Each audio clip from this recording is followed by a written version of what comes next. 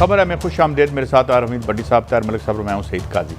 नाज़रीन, कुछ खबरें, हमारे साथ एक ख़ास मेहमान है आज इमरान खान, PTI के एक रहनुमा और खान साहब के बड़े करीबी दोस्त और जनाब फैसल वावड़ा साहब। मगर इससे पहले उनसे बात करें, मैं कुछ खबरें पेश कर दूँ। हुकूमत के पास बैरूनी साजिश के कौन से सबूत मौजूद हैं और क्या 27 तारीख को खान साहब कुछ जलसे में या उससे पहले पेश करने जा रहे हैं, इस पर बात करेंगे। और क्या मौलाना फजलुर रहमान MQM को राम करने में कामयाब हो गए हैं, जिस तरीके से उनकी एक मुश्तरका जो है गुफ्तगू भी हुई है और उन्होंने इंकशाफ भी किया। ब्रॉडशीट के CEO के इंकशाफात की क्या हैसियत और वैल्यू है, इस पर ख़ास तौर पर बात करेंगे। इससे बड़ा कल से इसके लिए एक रास्ता हमवार किया जा रहा था, बहुत बड़ी खबर आने वाली है। और मौजूदा हालात में OIC का इजलास कितना अहम है।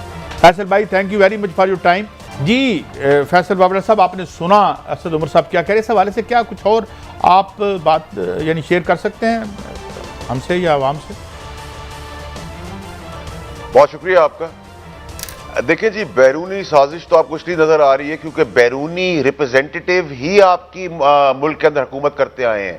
आप अल्ताफ हुसैन का नाम सुने तो वो भी बैरून मुल्क लोग थे जिनका एसेट था। आप नवाज शरीफ की बात करें तो भी आपको उसमें कोई डिफरेंस नजर नहीं आता, वो भी एसेट है। आप पीपल्स पार्टी की बात करें, आपको वहां भी वो एसेट नजर आते हैं और कुछ एसेट्स उनके परमानेंट वहां पार्क्ड भी हैं इन्हीं पार्टीज के अंदर से। तो बैरूनी साजिश की तो हमें डायरेक्ट शवाहिद की जरूरत है। हमारे पास डायरेक्ट लीडरान मौजूद है जो शवाहिद से बड़ा जबरदस्त शवाहिद है। तो मेरा नहीं ख्याल कि इसकी कोई रेलेवेंस है और ये बड़ा क्लैरिटी से नजर आ रहा है। और इस साजिश में तो अपनी जगह पे चीजें ठीक हैं, लेकिन शायद मेरे ख्याल से कुछ वजीर ये भी बताना भूल गए कि साजिशों में कुछ अपने भी साजिश करते हैं। वो शायद अक्सर लोग बताना भूल जाते हैं, क्योंकि जब अपनों का आप गिरबान पकड़ते हैं तो वो मैसेज अक्रॉस द बोर्ड बाकी पार्टीज को भी जाता है। तो हम तो बोलते आए हैं, बोलते रहेंगे और वक्त करने में शायद लग रहा है हमें ही गिरबान पकड़ना पड़ेगा। बिस्मिल्लाहिर्रहमानिर्रहीम। फैसल साहब, एक तो आपने PTI के लिए वाहिद आदमी है जो कुर्बानियाँ देने से बाद ही नहीं आते और PTI आपके साथ अक्सर खड़ी नहीं होती, लेकिन खैर ये यकीनन अपनी लॉयल्टी है, अल्लाह ताला आपको इस पर कायम रखे। आपने कहा कुछ अपने भी इस साजिश में शामिल हैं, अपने भी। देखें, PDM बनी 11 जमातें थी, 2 साल उन्होंने पूरा जोर लगाया, कुछ नहीं हुआ। तो अपनों को क्यों इमरान खान साहब स्पेयर कर रहे हैं? इसका मतलब है इमरान खान साहब अपनी हुकूमत के खुद दुश्मन है, अगर वो अपने हैं साथ तो साजिशों में। भट्टी साहब अस्सलाम वालेकुम। एक तो आपका शुक्रिया, आप मेरे उस्तादों में से हमेशा रहे हैं, आपका बड़ा एहतराम है। लेकिन भट्टी साहब देखिए, मुझे जो अब नजर आ रहा है सियासी, मैं तो बहुत जूनियर हूं आप सबके आगे, लेकिन इमरान खान की सियासी तलवार के ऊपर जहां अपोजिशन की सियासी धड़ से अलग सर नजर आ रहे उस तलवार पे, वहां अपनों के भी सर नजर मुझे आ रहे बड़ी क्लैरिटी के साथ। और इसीलिए आज जो सारी भाग दौड़ है वो इमरान खान साहब ने अपने हाथ में ली है। मजेदार बात यह कि ये इतने बुजदिल है कि डरते भी हैं जो अपने वहां साजिश करते हैं। क्या अक्सर टेलर के पास जब जाते हैं तो एक डर के मारे शेरवानी ऑर्डर कर आता है और एक डर के मारे पजामा ऑर्डर कर आता है कि अगर कभी ऐसा वक्त आए तो दोनों के पास पूरा कंप्लीट कुछ भी ना हो। तो जो हमाम में होते हैं वो वैसे ही रहते हैं। और जहां तक आपने बाकी चीजें देखी, आपने फ्लोर क्रॉसिंग भी होते हुए इस मुल्क के अंदर वापस देखा एक दफा, छांगा मांगा सियासत, उस पर कोई रोक टोक नहीं है, रूल्स ऑफ द गेम कोई नहीं है, लॉस कोई मौजूद नहीं है, कोई इस चीज को रोकने वाला नहीं है। तो हमारे अपने इंटरेस्ट है, और जब मैं अपने इंटरेस्ट की बात करता हूं तो हम सियासतदान या एंकर्स को तो बहुत आसानी से रगड़ देते हैं, लेकिन इसमें जितने भी प्लेयर्स होते हैं सबके अपने कोई ना कोई इंटरेस्ट और रंग और चीजें उसमें मौजूद होती हैं। ये ऐसी चीजें जो है, इसी वजह से पाकिस्तान आज इतना पीछे इसलिए हो गया है, कर्जे इस पर इसलिए चढ़ गए, जहालत इसलिए आम हो गई है, क्योंकि उसमें सारों की कंट्रीब्यूशन जब तक नहीं होगी, हम सब एक कौम की हैसियत से नहीं खड़ेंगे और अपने अपने मुफादात को साइड पर ही रखेंगे, तब तक होगा ही नहीं। या अपने फेवरेट्स की गेम है, या अपनी प्रमोशंस की जंग है, या अपनी चीजों की फैसिलिटेशन है, अपने पैसे को बचाने की है, अपनी औलाद को पाक करने की है, अपनी औलाद को लाने की है। बिजनेस कम्युनिटी जो है वो कमरे में बैठ के बहुत तारीफ करेगी, बाहर आके कहेगी हम नॉन सियासी लोग हैं। अब सबको अपना अपना स्टेक लेने पड़ेंगे। अच्छा फैसल साहब, मैं रोक तो इसके बाद मलिक साहब बात करेंगे। आप बड़े मौकर रहे हैं, आप पर पाबंदी भी रही। एक आपके वजीर हैं जिन्होंने अपने आप को माइनस इमरान खान में PTI में पेश किया है, आप कोई रहनुमाई बता पाएंगे? क्योंकि हम कहेंगे तो वो माइंड कर जाते हैं। अब फैसल भाई, आप थोड़ा सा फ्रंट फुट पे आए हैं। नहीं है भट्टी साहब, एक नहीं है, 2.5 2 पूरे और एक आधा है, लेकिन ख्वाहिशात है, इनको अपने घर के भी वोट नहीं मिलेंगे। और इनको सबको मैं कैबिनेट में टेक ऑन कर चुका हूं, और जब मैं टीवी पे जिक्र शुरू करता हूं वो इमरान खान साहब के लिए अच्छी अच्छी तारीफें शुरू कर देते हैं ये भी बड़ी मजेदार चीज है।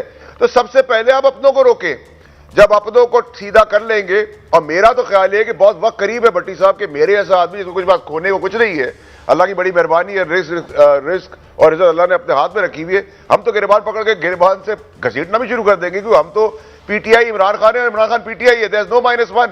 चले फैसल बाटा से आज दिल खोल के हम पूछ लेते हैं। कादी साहब कहते हैं फैसल बाटा साहब के छोटे भाई हैं, उनमें से एक सिंध और एक केपीके में से भी हो सकता है कोई वजीर जो माइनस नवाज इमरान खान की पॉलिसी पे चल रहे हैं।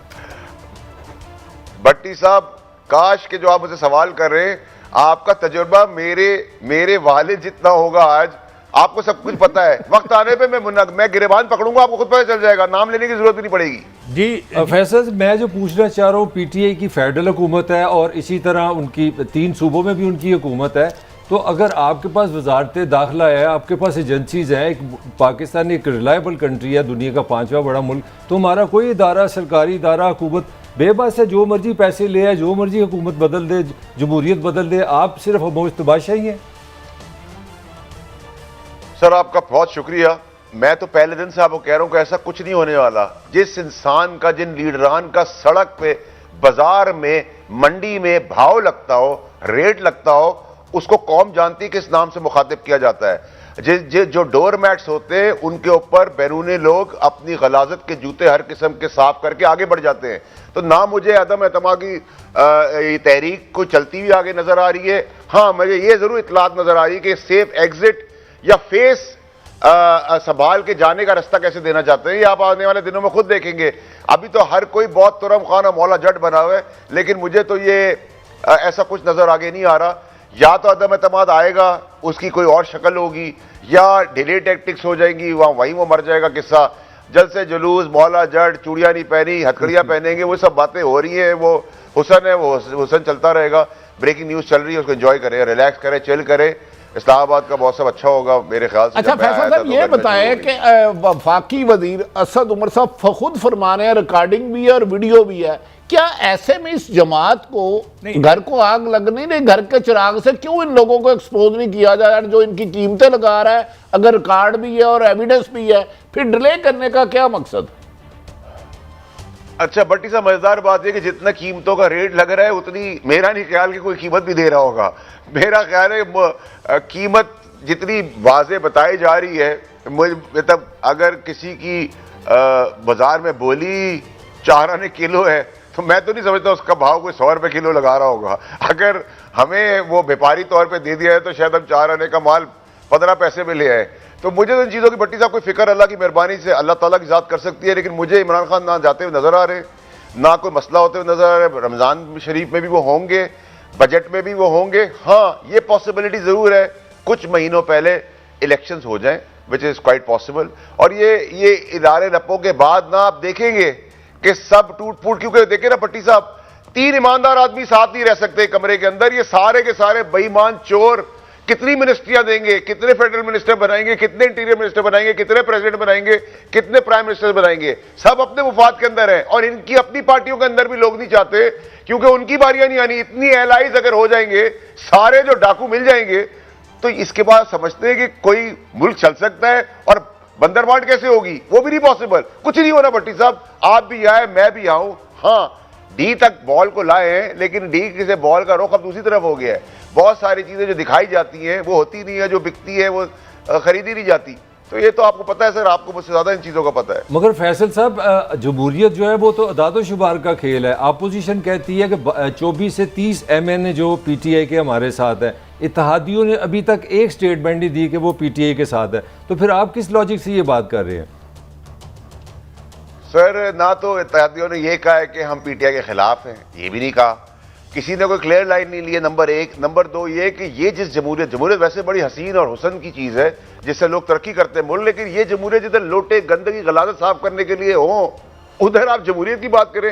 ये जमहूरियत नहीं, गुस्साखाना बनाया हुआ है, इसको आप जमहूरियत कहते हैं। ये तो लानती जमहूरियत है अगर ये जमहूरियत है। इसमें तो आप लोटे देख रहे हैं, हर बंदा 10-10 शाखों से बैठ के आया हुआ है। जिस आदमी की मैं फिर कह रहा हूं बाजार में जिसका रेट लगता हो किसी भी इंसान का, वो इंसान शीशे में अपनी औलाद के आगे अपने बारे में क्या सोचता है, कौम उसको किस तरह मुखातिब होती है, हम उनको किन नामों से बुलाते हैं, हूं, मेरे लिए मुनासिब नहीं मैं टीवी में बोल सकूं। काश ऑफ द रिकॉर्ड आप मुझे रिकॉर्ड कर लेते और व्हाट्सएप पे प्ले कर देते। अच्छा फैसल भाई ऐसे कर लेते हैं, क्या आप समझते हैं मुनर्रफ फारकीन वापिस आ सकते हैं और क्या खान साहब उन्हें माफ कर देंगे? दूसरा, क्या वजीर आजम इमरान खान 27 तारीख तक कोई ऐसा बड़ा ऐलान कर सकते हैं जो खिलाफ तवक्को फैसल वाडा साहब सुना है उस ऐलान से भी आशना है?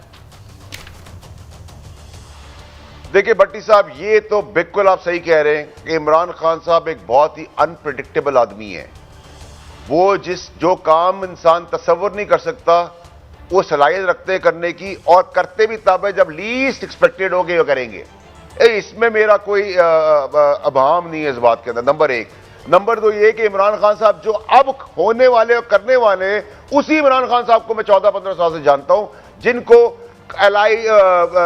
मुफाहमत और हकूमत और तरक्की और गलत नंबर्स और सच और झूठ और यहां से मैसेज ले जाके कहना बुरा उसने किया अच्छा मैंने किया, वहां कहा गर्दनें काट दो, यहां पैर पड़ने वाले जो इतने लोग हैं मुनाफिक, वो नहीं जानते। उन्होंने इस इमरान खान को 3.25 साल रोक ही रखा इमरान खान बनने से। ये तो इमरान खान का 50% है जिसकी वजह से पाकिस्तान इतना तरक्की कर गया है। जो अब इमरान खान आने वाला है उससे बस अल्लाह वो अकबर, अल्लाह उसको हिफ्ज़-ए-मान में रखे। आखिरी सवाल इसके बाद काजी साहब, क्या आप समझते हैं इमरान खान साहब की मौजूदा टीम में कुछ ऐसे लोग हैं जो खान साहब के मकसद को नाकाम कर रहे हैं? सिर्फ फैसल भाई इतना बता दें।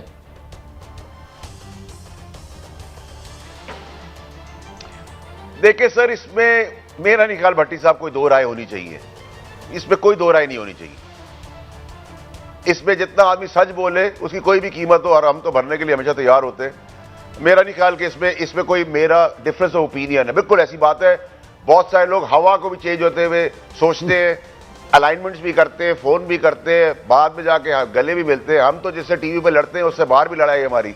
हम मुनाफकत नहीं करते कि यहाँ बुरा भला के और बाहर जाके गले मिले, हमारे अंदर वो चीज़। अच्छा, फैसल वाडा साहब को किसी एक बड़े अहम आदमी ने बताया था कि मिनिस्ट्री काबीना की मीटिंग में एक मिनिस्टर उनकी बड़ी तारीफ करता है और बाद में जाके कुछ चीजें किसी और को बताता है। क्या आप इसकी भी तस्दीक करते हैं कि ये भी नहीं करना चाह रहे आज मूड में? भट्टी साहब, मेरे ख्याल से एक नहीं है, उसमें कई वजीर हैं। अभी भी रिसेंटली भी ये काम हुआ है। सब अच्छा जो है वो मेरा है, जो सब बुरा है वो इमरान खान का है। ये तो जब आप अनाड़ियों के साथ आए थे वजीर आजम साहब, तो अनाड़ी ही पाकिस्तान को कहीं से कहीं ले जाते हैं। जहां खिलाड़ी इसमें बीच में आए और वो मुनाफिक आए जिन्होंने आज तक अपने बल पे कुछ किया ही नहीं, तरक्की भी अपने बाप ससुर रिश्तेदार किसी ना किसी के कंधे पर रख के आगे बढ़े हो, वो नौकरियां भी उन्होंने अपने हिसाब से नहीं की जिंदगी के अंदर। जो चने बेचने की सलाहियत ना रखते हो उनको आपने F-16 उड़ाने की बातें करने दे दी और उसमें बिलीव कर लिया, तो ये तो मेरा कसूर नहीं है ना सर। अच्छा फैसल साहब, ये सुनिएगा ज़रा, मौलाना फजल रहमान साहब की जो मुलाकात हुई है उन्होंने कुछ कहा है, इस पर मैं आपको कमेंट लूँगा। ये MQM के साथ, जी सुनाएं जी।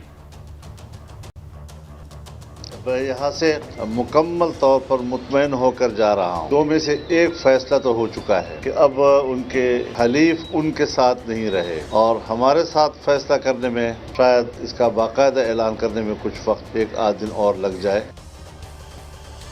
जी, ये यानी कह रहे हैं कुछ वक्त लग जाएगा हमारे साथ, मगर उन्होंने उनके बिहाफ पे कहा है कि अब उनके साथ नहीं रहे, मगर वो कुछ नहीं बोले MQM वाले। देखिए, जो का हाल होना है ना वो आप तस्वर नहीं कर सकते। और ये जिस मुनाफकत से इन्होंने मासूम बच्चों का इस्लाम के नाम पे, मज़हब के नाम पे इस्तेमाल किया है, वैसे इस इंसान की पकड़ होगी अल्लाह की तरफ से। लेकिन इमरान खान साहब की टारगेट नंबर लिस्ट 2 में ये आदमी जरूर खड़ा हुआ है, चाहे हम इक़्तिदार में हो या ना हो, इनका पीछा हम नहीं छोड़ने वाले। और जहां 3 साल पहले पहुंचाया था वहां फिर पहुंचाएंगे, लेकिन फर्क ये होगा कि ये जो चूड़ियों का जिक्र करें उसमें बेड़ियां, जंजीरें और हथकड़ियां बहुत सारी नजर आ रही है मुझे। नहीं खान साहब, ये ज़रा थोड़ा वजाहत कर दें कि क्या आप कैसे देख रहे हैं? अगर मैं एक मफरूज़े पे बात कर रहा हूँ कि खान साहब जो है बाहर अपोजिशन में जाते हैं, एक तो देख रहे हैं कि जलसे कर रहे हैं, लोग बहुत तादाद में आ रहे हैं, तो क्या कोई तहरीक या मूवमेंट चलाने का भी इरादा है इन केस आप गवर्नमेंट से बाहर जाते हैं तो? देखिए, मुझे फिर वो कहीं ऐसी कोई पोजीशन नजर नहीं आ रही, लेकिन आप प्लीज ये याद रखिएगा कि इमरान खान वो नहीं है जिसको GNN पे या ARY पे आप बंद कर देंगे या वो जहाज में बैठ के इस मुल्क से निकल जाएगा और कुछ नहीं बोलेगा। इमरान खान फाइटर है, फ्रंट फुट फाइटर है, आखिरी बॉल तक बल्ले गिल्लियां उड़ाता रहा है, बल्लों से छक्के मारता रहा है और छक्के छुड़ाने का भी माहिर है। तो ये वो कमजोर वजीर आजम नहीं। और भट्टी साहब समझ रहे हैं मैं किस तरफ और क्या बात कर रहा हूं। तो वो सुना है कि इमरान खान का बाउंसर लंबे कद तक भी चले जाता है, ये भी सच है कि नहीं? क्योंकि वो तो बड़े फास्ट बॉलर थे मेरी इत्तला में। भट्टी साहब अगर लास्ट वर्ल्ड कप याद रखो तो मुझे याद है कि हेलमेट से भी एक आदमी का मुंह टूटा था। बॉल हेलमेट पे लगी थी और मुंह टूट गया था और गिर गया था वो आदमी। ये तो चले। हाँ जी। अच्छा फैसल साहब, आप ये बताएं कि अगर आप ये क्राइसिस से निकल जाते हैं तो फिर खान साहब ने 3.5 साल जो अपोजिशन से किया, नई क्या चीज़ करेंगे? वो क्या वो जो कह रहे हैं आप कहना चाह रहे हैं? देखिए जी, ऑपोजिशन का एक्चुअली तो 35 साल से केसेस खड़े हुए, क्रिमिनल भी हैं। आप मॉडल टाउन है, उसका आज तक कोई फैसला नहीं, उसका वाली वारिस कोई नहीं है। पापड़ वाला है, उसका कोई नहीं है। नैब में वो कागजात गुम हो जाते हैं, प्रोसिक्यूटर आता नहीं है। तो बहुत सारी कहानियां, ड्रामे हैं। और फिर हमदर्दी हमारे मुल्क के अंदर बहुत सारी है, समेत हमारी पार्टी के लोगों की भी, कि हम जब नवाज शरीफ बीमार होते हैं तो हम भी कहते हैं नहीं जाने दे, बहुत बड़ा मसला हो जाएगा। भुट्टो साहब यहां से चले गए, कुछ नहीं हुआ, तो इस टाइप के उठाई गिरोह के जाने आने से क्या फर्क पड़ता है? आप देख ही रहे हैं ना अपनी सारी चीजों को। मैंने उस वक्त भी कहा था जी जी, और मेरे साथ फवाद चौधरी ने आवाज मिलाई थी, हमने उस वक्त भी कहा था ये सारी रिपोर्टें जाली है। ये पाकिस्तान के अंदर जिस तरह आप शनाख्ती कार्ड से अपनी उम्र बदल लेते हैं, वहां मुर्दे से आप वोट डलवा देते हैं, तो ये रिपोर्टें गलत है, इसको मत जाने दें। और अगर हम उस वक्त बहुत तूफान तमाशा ना खड़ा करते तो शायद मरियम भी निकल जाती। अच्छा नहीं फैसल साहब, आपने और फवाद चौधरी ने मुखालफत की थी 100%, लेकिन कुछ लोग हमायती भी थे। आप उनका नाम लेने से आज गुरेज कर रहे हैं। फैसल वाडा आज कोई इतनी फॉर्म में नहीं लग रहा, क्या खैरियत है? भट्टी साहब अगर मेजॉरिटी उसमें हो तो मैं नाम लेना शुरू करूंगा तो प्रोग्राम खत्म हो जाएगा। मेजॉरिटी हमायती थी। नहीं देखिए, 2 बंदों के हमने एक डटे थे उस वक्त, उन हालात में तो हमने उनका नाम ले दिया, तो एक का नाम आप भी ले दे जो बंदे डटे थे, जाना चाहिए। 2 बंदे, भट्टी साहब 2 बंदे डटे हुए थे, मुट्ठी भर वो थे जो खामोश थे, जो देख रहे थे वजीर आजम किस तरफ मुंह मोड़ेंगे, और बाकी सब तो इसके हक में थे। ये कोई छुपी हुई चीजें थोड़ी है भट्टी साहब, ये तो मुनाफकत का खेल है। हमें नहीं पता था कि हमने भी मुनाफकत फेस कर ली है। अच्छा, ये जरा मैं शहबाज शरीफ साहब का भी एक शॉट सुनवा दूं, बड़ा दिलचस्प है, इस पे आपका कमेंट लेते हैं। सुनाएं जी। मियां नवाज शरीफ ने कभी इस तरह की बात नहीं की, कभी सोचा तक नहीं उन्होंने। मैं कोई अपने मुंह से बात नहीं कर रहा। मौजूदा जो चीफ अवामी स्टाफ हैं, उन्होंने बिल्कुल साफ अल्फाज में कहा कि प्राइम मिनिस्टर नवाज शरीफ ने मेरी हमेशा इज्जत की। ये कोट एंड कोट में बात कर रहा हूं। और फिर उन्होंने अगली बात की कि जब कभी मैंने कोई काम कहा अपना अफवाज पाकिस्तान के हवाले से कि ये हमें चाहिए, ये फंड, उन्होंने कभी मुझे इनकार नहीं किया। मैं उनके अल्फाज जो है मैं उनको कोट कर रहा हूं।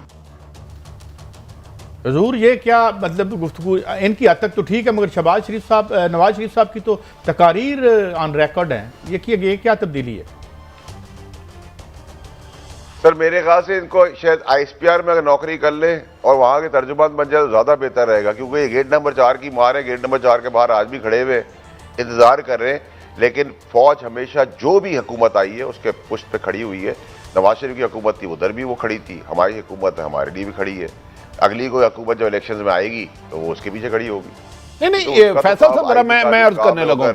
एक तरफ नवाज शरीफ 3 साल से कह रहे हैं आर्मी चीफ इस्तीफा दे, और उनकी साहबजादी मोहतरमा मरियम नवाज साहब भी फरमाती हैं, बेशुमार दफा सॉर्ट मौजूद है। तो आज तो शहबाज शरीफ कह रहे हैं कि नहीं, वो नवाज शरीफ की बड़ी तारीफ करते हैं, उन्होंने कभी है नहीं। तो ये तजाद नहीं लग रहा दोनों भाइयों में? सर मुनाफकत है ना भट्टी साहब, ये झूठे बेईमान, कभी पैरों पे हाथ, कभी गर्दन पे हाथ, कभी बिकने को तैयार, कभी खरीदने को तैयार। ये वो लोग हैं जिनकी कोई अपनी स्टैंडिंग लाइफ के अंदर नहीं है। गरीब आदमी भी जो है ना, वो भी कद काट का इज्जतदार आदमी होता है, मेहनत से कमा के अपनी औलाद को खिलाता है। ये तो उठाई गिरे हैं। इनके लिए अंग्रेजों ने क्या कहा है आपने सुना ही है ना। मैं मुनासिब नहीं है टीवी पे वो रिपीट करूं, लेकिन आप ये वो नवाज शरीफ को भूल गए कि वो गालियां दे रहा था इसी फौज को जो कुर्बानियां दे रही थी। जब यही कट रहे मर रहे थे फौजी बच्चे जवान 25-25, 26-26, 22-22 साल के शाते दे रहे थे मुल्क को बचाने के लिए, वो उस पर इंडियन प्राइम मिनिस्टर को लेके और जनदाल को लेके घूम रहा था बगैर वीजे के। क्या बातें कर रहे हैं ये आदमी। लोग समझते हैं ये झूठे आदमी को लोग भूल गए, इसीलिए तो कौम के अंदर आज पॉपुलैरिटी नवाज इमरान खान की बढ़ गई है। क्यों इमरान खान के पीछे सब खड़े हो गए? इन महंगाई के बाद भी इन्होंने इमरान खान को गिराने की कोशिश की, अल्लाह ताला ने उसको खड़ा कर दिया है। हर आदमी कह रहे बेईमान बैठे, बेईमान एक तरफ हो गए। ये शहबाज शरीफ भूल गए जो इसने चीफ के लिए इसके भाई ने बातें की है, नवाज शरीफ ने DGISI के लिए जो बातें की है वो तो इंडिया के लोगों ने भी नहीं की है, वो तो अमेरिका किसी और मुल्क के लोगों ने भी नहीं की है। क्या इसकी भतीजी ने जो बातें की है, क्या इन्होंने जजों के साथ जो बातें की है, वीडियोस बनाई है, ये कोई आम आदमी कर सकता है? ये टॉप कोर क्रिमिनल्स हैं, ये मर्डरर्स से बड़े क्रिमिनल्स हैं, ये चोर और चगे। इनकी कामयाबी, उनकी क्वालिटी जेब कतरी से लेकर ये हर चीज लाल रुमाल लगाने तक के माहिर हैं ये लोग। इनकी इन बिटवीन थोड़ी है कुछ।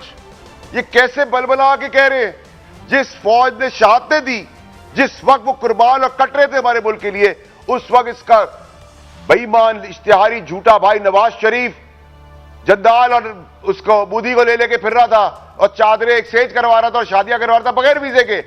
उस वक्त भी कोई मुल्क के अंदर पूछने वाला नहीं था, कोई इदारा आगे आके पूछते गिरेबान पकड़ने वाला नहीं था कि तू हमारे मुल्क के दुश्मन को, जिसकी वजह से हमारे बच्चे कुर्बान हो रहे, कोई इदारा आके नहीं उस वक्त भी खड़ा हुआ। क्या बातें करें भट्टी साहब आप? जी साहब। जी अच्छा, मैं चलें, एक ब्रेक है। आपने हमें वक्त दिया। फैसल बाबरा, आपके जज्बात की हम कदर करते हैं, मगर यह है कि अगर कोई एक अच्छा एक नतीजा निकला है वतन अजीज़ के लिए तो हमारी तो यही ख्वाहिश है। बहरहाल ये आपके जज्बात थे, आपकी पार्टी के जज्बात। Thank you very much for your time. एक ब्रेक की तरफ जा रहे हैं। ब्रेक से जब वापस आएंगे तो ये मौलाना फजल रहमान साहब वाला मामला, ब्राडशीट वाला मामला और OIC में जो है जो तकरीर की आज PM साहब ने, उस वाले से बात करेंगे ब्रेक के बाद।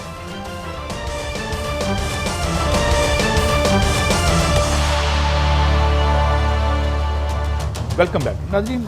आज हमारे साथ मौजूद हैं एक्स डिप्लोमेट और एक दानिश्वर जनाब ज़फ़र अली साहब। प्रोग्राम भी करते हैं और गहरी निगाह भी रखते हैं और बड़े सेलिब्रेटेड करियर भी है इनका। Thank you very much for your time Zafar Ali साहब। एक तो ये सर मैं पूछना चाहूँगा कि OIC का इसकी क्या इम्पोर्टेंस है और ये जो ऑन गोइंग पॉलिटिकल क्राइसिस है इसकी बैकड्रॉप में आप कैसे इसको देख रहे हैं? ये क्या एक हमारे PM साहब को कैसे लिया जाएगा, खुदा न खास्ता लेम डाक के तौर पर लिया जाएगा, जिस तरीके से कहा जा रहा है कि जनाब इनके नंबर गेम का मामला है, या there is a lot more than what meets the eye? नहीं, मेरे ख्याल में कि एक पर्सपेक्टिव हमारा ये होना चाहिए कि OIC और इस्लामिक उम्मा 75 सालगिरह पाकिस्तान का वो बताना चाहता है कि वो हमारे साथ वो खड़े हुए हैं। हम एक की इम्पोर्टेंट इस्लामिक मुल्क हैं और वो और उम्मा के हम मेजर इम्पोर्टेंस है और उम्मा हमारे साथ खड़ी हुई है, हमें सपोर्ट करते हैं, हमें सॉलिडारिटी है, हमारे साथ उनकी यूनिटी है और हर लिहाज से वो बताना चाहते हैं कि हम जो हैं we count for the OIC। तो ये एक बड़ा अच्छा सा एक जेस्चर है उनका and we welcome that gesture. अच्छा हरारी साहब, ये बताएं कि मौजूदा हालात में जैसे वज़ीर-ए-आज़म पाकिस्तान ने आज बड़ा दो टोक पाकिस्तान का मौक़िफ़ किया और इस्लाम फोबिया को भी ललकारा, आप क्या समझते हैं OIC अब कोई ऐसा किरदार अदा कर सकती है मकबूजा कश्मीर और फ़लस्तीन के लिए इन हालात में? बड़ा मुश्किल लगता है मुझे, इसलिए कि हम वीक हैं, OIC डिसयूनाइटेड है, इत्तेफाक नहीं है, कमज़ोर है। और जो चीज़ें प्राइम मिनिस्टर ने पॉइंट आउट किया था, जो मदीना रियासत को किया, माने कि इंसाफ और अमीर और पावरफुल को जस्टिस, गरीब जब आता है उनके सामने जस्टिस देना, ये वो एक किस्म का एक इम्प्लाइड सा वो कह रहे हैं। तो सोचो तो सही आज क्या हो रहा है वहाँ। और ये कहा जब उन्होंने कि $1.6 ट्रिलियन चोरी होके गरीब मुल्कों से, गरीब मुल्कों OIC ज्यादातर 6-8 मुल्क छोड़ने गरीब मुल्क है ना, उधर से जाते हैं डेवलप्ड कंट्रीज को और कोई नहीं पकड़ा जाता, मनी लॉन्ड्रिंग, करप्शन। तो एक लिहाज से वो कह रहे हैं कि जब तक ये सब खामियां आपसे निकलती नहीं है, आप you can't aspire to be anything like जो हमारे रसूलुल्लाह सल्लल्लाहु अलैहि वसल्लम ने कहा था कि होना चाहिए। अच्छा, अलाली साहब, खान साहब ने खुद वज़ीर-ए-आज़म मायूसी का इजहार किया कश्मीर और फ़लस्तीन पे OIC के हवाले से, तो आप कोई समझते हैं कि इसके अलावा भी कोई कामयाबी है? ये दो इशू तो समझ आ गए कि मायूसी है। Any success OIC? बिल्कुल नहीं होगा। फिलिस्तीन और कश्मीर पे अफसोस से ये कहना पड़ता है, फलस्तीन में तो वो तो खड़े हो गए इजराइल के साथ। भाई उनका प्रेसिडेंट, उनका प्राइम मिनिस्टर, उनका इंटेलिजेंस कोऑपरेशन, उनका तो आर्म फोर्सेस कोऑपरेट करने लगे हैं। और बल्कि मेरा ख्याल है किसी वक्त भी जब जंग छिड़ जाए ईरान और सऊदी अरेबिया के दरमियान, या ईरान या इजराइल के दरमियान, इजरायली हवाई जहाज सऊदी अरेबिया से ओवरफ्लाई करके ईरान को बॉम्ब करेंगे। वो तो उधर तो मैं कुछ नहीं देखता। रिगार्डिंग कश्मीर, मेरे ख्याल में ये बड़ी अच्छी बात है जो हमारे प्राइम मिनिस्टर ने स्ट्रेस किया है कि आप खुदा के बंदे बनो, कश्मीर में क्या हो रहा है उन्होंने पॉइंट आउट किया उनके तकरीर में। और तुम्हारा आज एक डेलीगेशन कश्मीर में है यूएई का, बता रहा है कश्मीरियों को, क्या बता रहा है कि हम ये जेनोसाइडल हिंदू इंडियंस के साथ खड़े हुए हैं, तुम्हारे पास जुल्म जो कर रहे हैं, टेरेबल टेरेबल। और मैं समझता हूँ कि चलिए हम होस्ट कंट्री है, हम कुछ कह नहीं सकते, मगर अगर ये किसी थर्ड मुल्क में होता और मैं इस डेलीगेशन में होता या लीड करता पाकिस्तान डेलीगेशन को, मैं जरूर पॉइंट आउट करता कि आपको कोई और वक्त नहीं मिला। ये बात इंडिया के साथ सॉलिडारिटी दिखाना सिर्फ वही वक्त तुम्हें मिला कि जब पाकिस्तान का ये है और इतना जुल्म हो रहा है और मूडी के डिस्पेंसेशन के तहत। मेरे ख्याल में, I am sorry prime minister साहब तो नहीं कह सकते, मगर within the confines of a summit, माने कि जब और लोग ना हो, पब्लिक ना हो, कैमरास ना हो, जरूर मेरे ख्याल में किसी तरीके से हमने ये स्ट्रेस करना था कि ये हमें अच्छा नहीं लगता। अच्छा हिलाली साहब, चाइना के भी आए मंदूब यहाँ पे, और एक आप दुनिया में एक बदलाव देख रहे हैं कोल्ड वॉर के बाद, जो है फिर से हमें यूनिपोलर दुनिया एक मल्टीपोलर दुनिया में बदलती नज़र आती है। तो इसकी क्या इंपॉर्टेंस आपको लगती है, चाइनीज़ जिन्होंने पार्टिसिपेट किया है? ज़बरदस्त इनिशिएटिव है जिसका भी है। अगर चाइनीज़ ने रिक्वेस्ट किया या हमने परसुएट किया OIC को कि उनको बुलाएं, इसलिए चाइना हमारा जिगरी दोस्त है, तो इसके माने इस कॉन्फ्रेंस में चाइना को आना हमारा कोई ज़रूर हाथ इसमें है। और अगर है तो ज़बरदस्त एक्सीलेंट इनिशिएटिव। भाई OIC क्या आप क्या जाने, सेंट्रल एशिया में भी देखिए कितने मुसलमान हैं, हर जगह मुसलमान है। Get on with the OIC and the chances are you get on with Muslims. और चाइना को ये जरूर एक इमेज बिल्डिंग, रीबिल्डिंग चाहिए इन व्यू ऑफ उधर क्या हो रहा है। तो मेरे ख्याल में अगर हैंडल करेक्टली ये बड़ा अच्छा मूव है जिसने भी इनिशिएटिव किया। अच्छा हलाली साहब, बैनुल-अक़वामी मनाज़र को पस मंज़र भी देखते हैं, आप क्या समझते हैं जो मौजूदा हुकूमत कह रही है कि उनकी हुकूमत को गिराने के लिए अमेरिका या गैर मुल्की ताकतें भी अपना असर और रसूख इस्तेमाल कर रहे हैं, इसमें हकीकत हो सकती है? 100% सवाल ही नहीं होता है कि आप समझते हैं कि ये जो हम लोगों ने जिस किस्म का स्टांस लिया है और जो तकरीरें हो रही हैं और जो हमारा जनरल एटीट्यूड है, आप समझते हैं ये अमेरिकन ऐसे ही कुछ नहीं कहेंगे? बिल्कुल नहीं। और खासतौर बाइडन जिसके पर्सनल रिलेशनशिप्स हैं जरदारी साहब से और नवाज शरीफ साहब से, वो कार्ड्स और फ्लावर्स और फ्रूट्स ये सब उनके एक्सचेंज होते हैं। अब जिन लोगों का काम है ये पता करना कि एग्जैक्टली क्या फॉर्म वो ले रहा है, इज इट कितने translating into how many dollars, वो तो किसी को उनको ही पता होगा। मगर मेरे ख्याल में एक मिनट के लिए, एक लम्हे के लिए नहीं सोचना चाहिए कि अमेरिका हर चीज करेगा अगर रिजीम चेंज पाकिस्तान में आ सकता है। तो लेकिन लाली साहब, अगर इफ वी बाय दिस, यानी आप तो खैर बहरहाल आप क्रेडिबल नाम है, ये अगर है इस तरह से जिस तरह आप कह रहे हैं, तो क्या हमारी जो मुक्तदर तबकात हैं, will they let it happen, knowing के फिर जाहिर है मफादात तो उन्हीं के देखे जाएंगे अगर ये सब उनकी तरफ से हो रहा है जिस तरह आपने कहा? एक छोटी सी बात है गाजी साहब, एक छोटी सी बात है। आपने सुना होगा कि सरदार मसूद के एम्बेसडरशिप के क्रेडेंशियल जब हमने एग्रीमेंट उनसे मांगा था तो अमेरिका ने थोड़ी देर से दिया और एक कैंपेन शुरू हो गया था कि ये कश्मीर में था, ये टेररिस्ट के साथ बात करता था, इसको नहीं देना चाहिए। मगर मुश्किल हो गया उनके लिए जब he was permanent representative in New York, तो उस वक्त तो इन्होंने नहीं कहा कि ये टेररिस्ट है। और फिर तो थोड़ा सा उनके लिए मुश्किल होता सस्टेन करने के लिए कि सरदार मसूद को नहीं एक्सेप्ट करना चाहिए। मगर मैं आपसे पूछना चाहता हूं, क्या जबरदस्त मौका हमें मिला? ये जो उनका एम्बेसडर आया है, ये तो ऐसा लगता है कि जिस मुल्कों में कूदेताज होते हैं वो सिर्फ वही मुल्क में ये पोस्ट हुआ है। अब आप सोचिए, टूनिसिया में रहा है, सीरिया में रहा है, अफगानिस्तान में रहा है, इसराइल में रहा है और शायद एक और मुल्क, जिधर जिधर वो रेवोल्यूशन और कूच होते हैं। तो हमने भी एक छोटा सा फुलझड़ी छोड़ देना था कि यार किसको भेज रहे हो हमारे पास।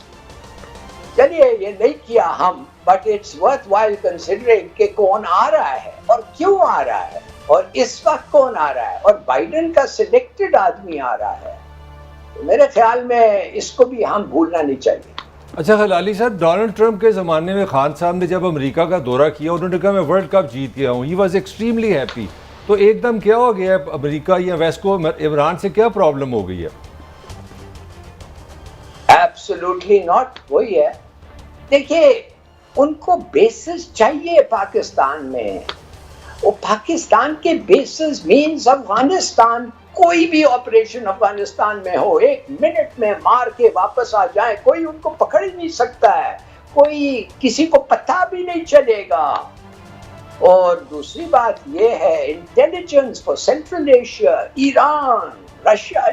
मैंने आप समझिए, देखिए 1958 से वो हमारे पीछे लगे हुए हैं बेसिस के लिए। U2 जब से उड़ा, U2 जब आपको पता है, जब U2 गया मॉस्को और गैरी पावर्स को उन्होंने शूट डाउन किया, तो क्रुश्चेव ने बैंक्वेट में हमारे शारजे अफेयर्स, मेरे वाले साहब उस वक्त एम्बेसडर थे, मगर वो उस बैंक्वेट में नहीं गए थे इसलिए कि वो लंदन में थे। तो ये सलमान अली हमारे जो बाद में सफीर बने, वो भी लंदन में सफीर बने थे, उनको क्रुश्चेव ने कहा तुम लोगों ने इस आदमी को तुम्हारे मुल्क से भेजा है और हम भूलेंगे नहीं, और तुम्हें हम क्या करेंगे तुम्हें पता नहीं है। आपको पता है, ये है history of American bases in Pakistan. बहुत शुक्रिया जफर अली साहब, you always written us on all these complex issues, thank you very much. ये एक सिलसिला है, एक राय हमने रखी आपके सामने। बहरहाल एक ब्रेक लेते हैं और ब्रेक में आके ये ब्रॉडशीट के हवाले से जिसकी बड़ी हाइप क्रिएट की गई, इसकी कितनी क्रेडिबिलिटी है, आके बात करेंगे। और फिर सुप्रीम कोर्ट का एक पैनल भी बन गया है, ये जो गया है रेफरेंस वगैरह और ये जो इश्यूज़ हैं इस वक्त गवर्नमेंट और अपोजिशन के, इस पर भी बात करेंगे एक ब्रेक के बाद।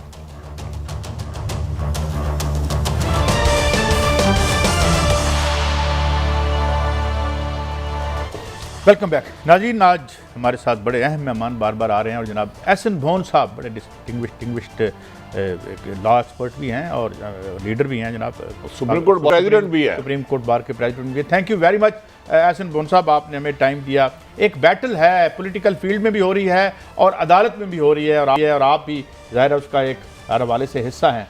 तो आप क्या देख रहे हैं, क्या मंजर खुलने जा रहा है जो सुप्रीम कोर्ट में अब तक प्रोसीडिंग्स हुई, आप कैसे देख रहे हैं?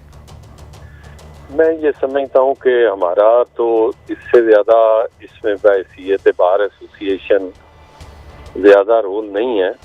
हम तो सिर्फ और सिर्फ ये चाहते हैं कि यहाँ पार्लिमानी जमहूरियत जो है वो कायम रहनी चाहिए, उस प्रोसेस को हमेशा हमें आइन के मुताबिक प्रोटेक्ट करना चाहिए, और यहाँ पे कोई खुदा न खास्ता ऐसा अमल जिस तरह कन्फ्रंटेशन होने जा रही थी या जा रही है उससे अवॉइड किया जाए।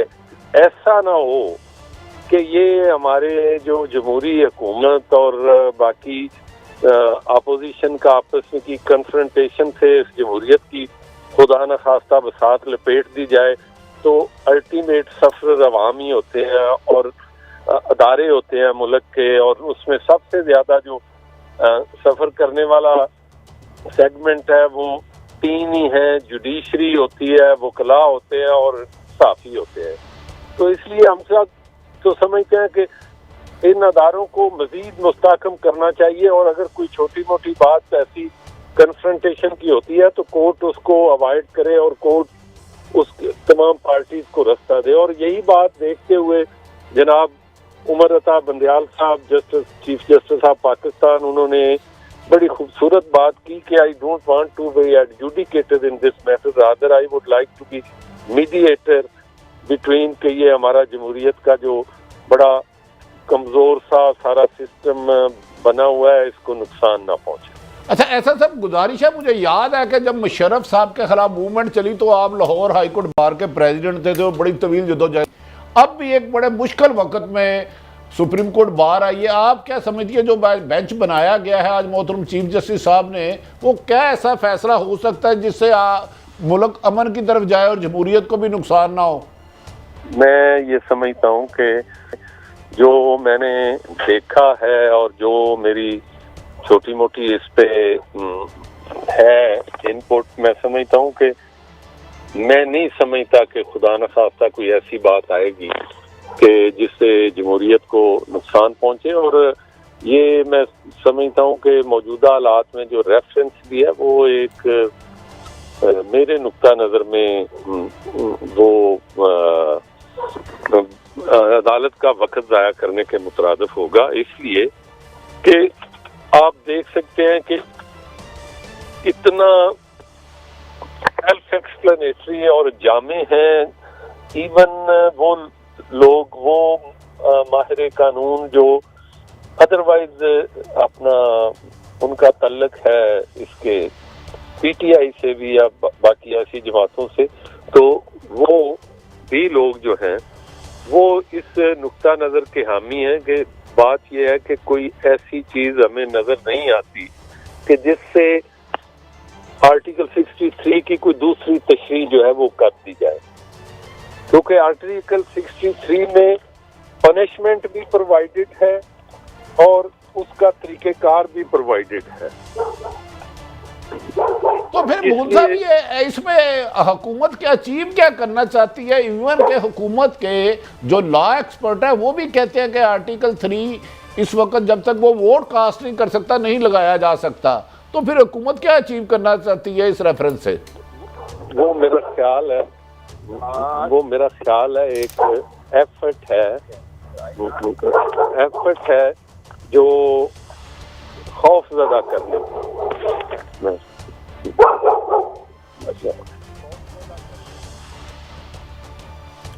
मेरे ख्याल में आवाज़ थोड़ी सी और आप thank you very much Ahsan Bhoon साहब। हम कुछ और भी मज़ीद बातें करते इस हवाले से, लेकिन आपका बहुत शुक्रिया, आपने हमें वक्त दिया।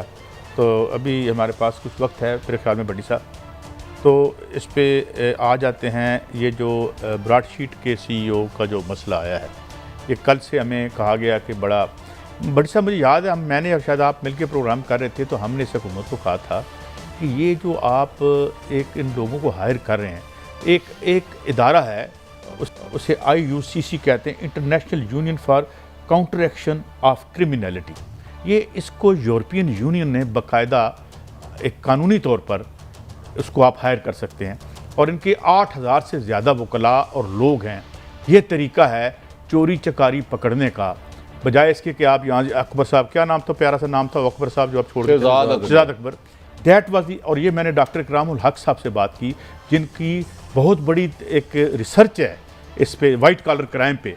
उनका कि इनको आप हायर करें, लेकिन बात ये है कि उसमें फिर कुछ पर्दानशीनों के भी नाम आने थे। अगर ये केस इमरान से पहले क्या मुशर्रफ, मैं ये अर्ज कर रहा हूँ कि ये उसने जब ये आ गए थे तो ये इसको हायर करते, यूरोपियन यूनियन ने इसको टास्क कर रखा है। जनरल मुशर्रफ के ज़माने मैं कह रहा हूँ इसमें ठीक फरमा रहे हैं, अच्छी खासी पाकिस्तान की रकम लगी, और आप एक 2 नंबर से आदमी है जो पहले उधर माफी मांगता रहा, इधर माफी मांग रहा है, कैरेक्टर भी ठीक नहीं है वो उसका। लेकिन बड़ी साहब नतीजा ये बंद करना है, कुछ लोग ऐसे भी थे ना, फिर उनके पर्दानशीनों के नाम आ जाने थे।